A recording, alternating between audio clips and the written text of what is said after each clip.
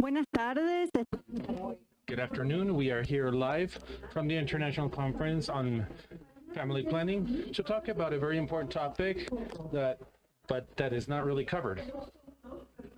The personal and family costs, professional costs that people have, healthcare professionals that provide sexual and reproductive healthcare services, including abortion. These people, well, it's important to mention, that defend human rights. So what does this mean? This means that there is a complete international law system that protects people that defends human rights. The people that defend human rights are those that defend different rights as a whole with others or individually, and that are not as we imagine. It's just simply the lawyers that have cases in front of the court. No, they come from different backgrounds. These could be healthcare professionals, activists in the city or outside. So why are we saying that people who offer sexual and reproductive healthcare services that guarantee true abortions, well, they guarantee human rights, right? They guarantee right to abortion, which is also a part of a broader struggle against racism and patriarchy. They guarantee rights to health, to decent life, to integrity, etc. The states have an obligation of protecting the human rights defenders, and there's a legal framework that establishes this. We, as the different people of society, should be grateful, and we should applaud for the work done for us and for all society. However, we know that is not the reality. We know that in the reality they suffer from stigmatization, attacks, both physical and verbal. They suffer attacks from colleagues at work with difficult working conditions. They suffer stigmatization with their families. So it's a very difficult situation, and that's why we're here to talk about this with two great human rights defenders who I want to talk about these situations, but also about other possible solutions to this unfortunate situation. So first of all, I have next to me Andrea Terceros, who is a female activist and coordinator of the social department for DMCI Bolivia, or MSI Bolivia it is. So Andrea, tell us, in a context that is heavily stigmatized and restricted as far as what are the hurdles that you face? Hi, thank you for this space. And ever since that I have come out publicly to defend the right to safe abortion, and I'm saying publicly because before I did it clandestinely, because of these risks, I have faced a lot of digital violence to the point where I had to close my accounts on social media and to restrict them, etc. But I think that that is the least important of things, because I also have other colleagues in the country, but also around Latin America, and that's important to mention, that they have experienced a lot of stigmatization, exactly because abortion continues being stigmatized and criminalized socially, specifically those that provide access to safe abortion. And this many times has a social cost to it that generates important implications on a personal level.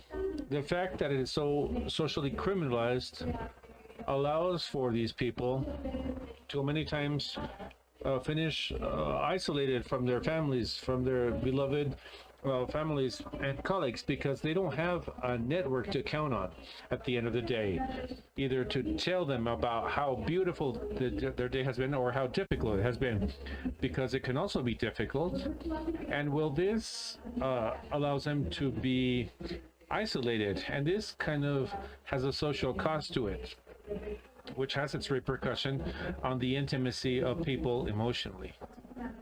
Thank you, Andrea.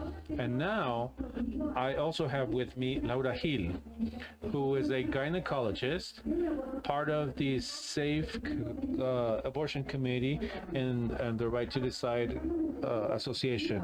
Claudia, tell us from your standpoint, the legal, from your standpoint, which are the main hurdles that you have seen? Well, thank you, Fernanda. Well, besides this mistreatment and harassment that Andrea talks about, which is also something that happens in Colombia, and I've talked about this. I would like to talk about an institutional situation that FIGO has exposed, and is the poor use of the objection of conscience that ends up obstaculizing and making our work difficult. And why do they do it? Because it has consequences, especially when there's an abuse. So first, there's an increase of stigmatization, isolation, and overload of those who provide services. And many times we don't think about it, but there is a moral and emotional overload when we see that patients come in poorly treated with many emotional difficulties because colleagues have mistreated them. And this also means an overload in our work. Ultimately, what this leads to is an imposition of a moral standard, a status quo, a normality of things that disregards that we also provide services and we exercise medicine based on human rights and the principles of bioethics because conscience tells us what is right. Yes, indeed. Thank you very much for clarifying that, Laura. And as we are saying, both of them and those who provide sexual and reproductive healthcare services, including safe abortion, are defend human rights, and they are fully aware of this. I wanted to wrap up with a reflection as to what we can do from the civil society and from the states to go over these hurdles, overcome them. Well, I would like to specifically say two things, and it's to delve into the work that we do around decriminalization of abortion. We need to destigmatize and remove this blood stain, if you will, around abortion, because this allows people to be stigmatized, right, for those who provide safe abortion services. But it's also important that we can provide support and emotional care to the sexual and reproductive health care services, especially those that guarantee access to safe abortion, so that they are not isolated, so that they are not seen alone at the end of the day, and they can truly have a network of support and emotional care. Well, as far as recommendations, I would like to have a conceptual one and a practical one. The conceptual one, I would like to invite all to raise awareness on the provision of services for the safe abortion.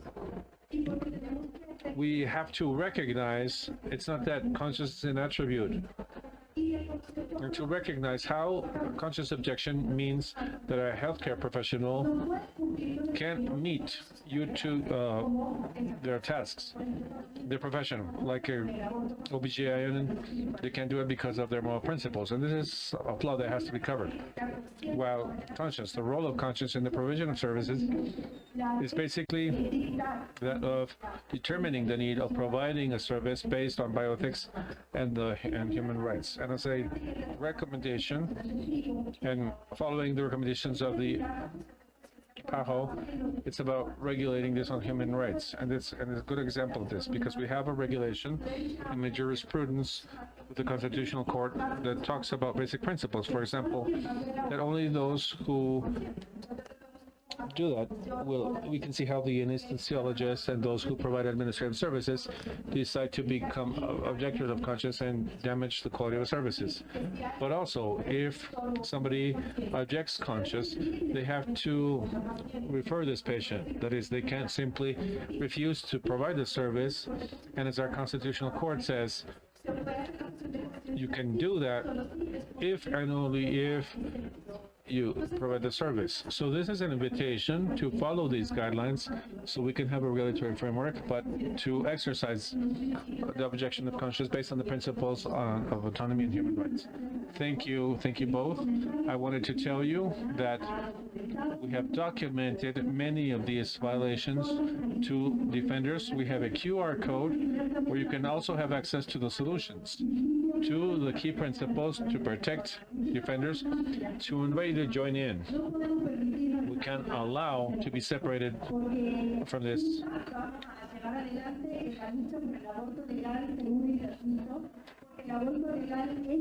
Legal abortion. We have to continue working together against this intention that is also financed and to finish with equality and justice, and because humanity should win. Thank you very much.